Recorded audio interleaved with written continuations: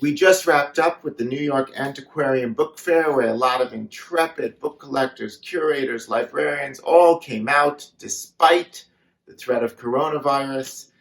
It shows you what a fearless lot book lovers are. You would think after 5 long, tiring days, a bookseller could rest, but being a rare book dealer is really a 24/7 pursuit, finding new stock, cataloging, selling, the whole shebang. It's a little bit like running like a hamster on a wheel, albeit it is much more fun. Then again, I don't know how much fun the hamsters have. They could be having a blast. This book that I'm holding in my hand is a book I exhibited at the fair. Exhibited, did not sell, exhibited. It is a copy of the first book printed in America. Now, I'm lying a little bit, but I'll explain why. Generally, when people think of the first book printed in America, they are thinking of the 1640 Bay Psalm book printed in Cambridge in New England. That is one of the most sought-after pieces of Americana. It's one of the most expensive books ever sold at auction, $10 million plus. But printing actually came to America more than 100 years ago to the New World, when Juan Pablo in 1539 in Mexico City printed a book of Christian spirituality, Christian doctrine. However, in old bibliographical references in the literature, there is mention of another book of which no copies survive, printed in 1535. In the rare book world, when no copies survive of an early book, we often call that a ghost printing, so a bibliographic ghost. Now, this book was printed in Toledo in Spain in 1505, but it is the text of that very first book printed in America in 1535. First, before I go into the book, I like to look at the book.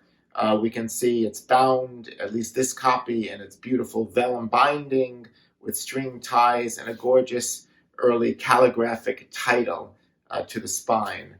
Now, what is the book exactly? The book is called the Scala Spiritualis, or the Ladder of Paradise, and it is written by Johannes Climacus.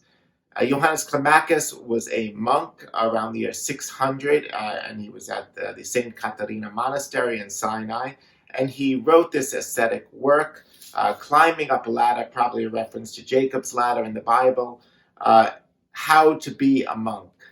And it became perhaps the most important book of Byzantine spirituality, and it was printed frequently. This book in 1505 was printed by a German printer who came to Spain, Pedro Hagenbach, and he had come into Spain in the late 15th century, and he brought with him some of his very fine technical accomplishments in printing in Germany, and he really elevated the quality of printing in Toledo to new heights. And that is really evidenced in the work itself, because you can see the very splendid and high-quality typography throughout the work. You can see the very beautiful woodcut initials, and you can see on the title page a lovely full-page woodcut of the Saint of Toledo receiving the chasuble from the Virgin. So that is the book itself. Going back to the New World, Juan Pablo was a printer, originally Italian origin, from the Lombard region, Gianni Paoli. And he was sent in the 1530s to the New World to establish a printing house in Mexico City. So that brings up two questions. One, why was this book, this text, the first text chosen to be printed in the New World? Because it seems rather strange that a book by a Greek ascete, ascetic work, would be printed in the New World. And secondly, why do no copies survive? Well, as I said, it was a very popular text of the period, and actually it was given to a lot of novices if you were studying in a religious order or the church or just entering. as a book to read. So it's very conceivable that this text would have been translated into Spanish and given in to novices in a religious order in Mexico in the 1530s.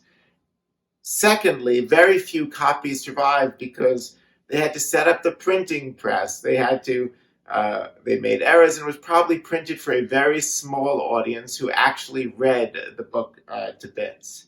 So that is all very believable. Why indeed the very first printing would be a so-called ghost printing.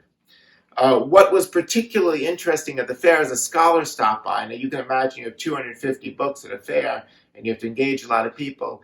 And as a bookseller, you don't notice everything about every book that you could possibly catalog. It's just impossible. And he pointed out to us that this particular copy bears Jesuit stamps on it. Now the Jesuits didn't really come to the New World until the 17th century, but there was also very light writing of what appears to be a Mexican convent.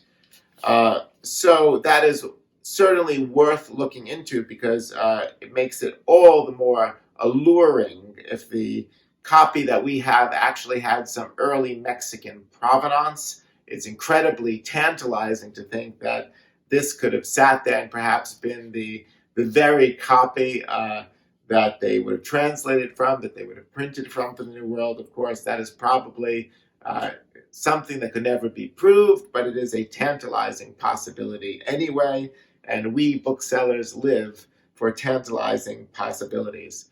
So it did not sell at the fair, but as I said, that is probably because there's so much going on. It's just simply impossible to talk about every book to every person who could be interested in it. So somebody lost out on a treasure. There's always the next book fair, and I would encourage you as well, of course, to subscribe to the videos, and I'll try and talk more about the antiquarian book world going forward.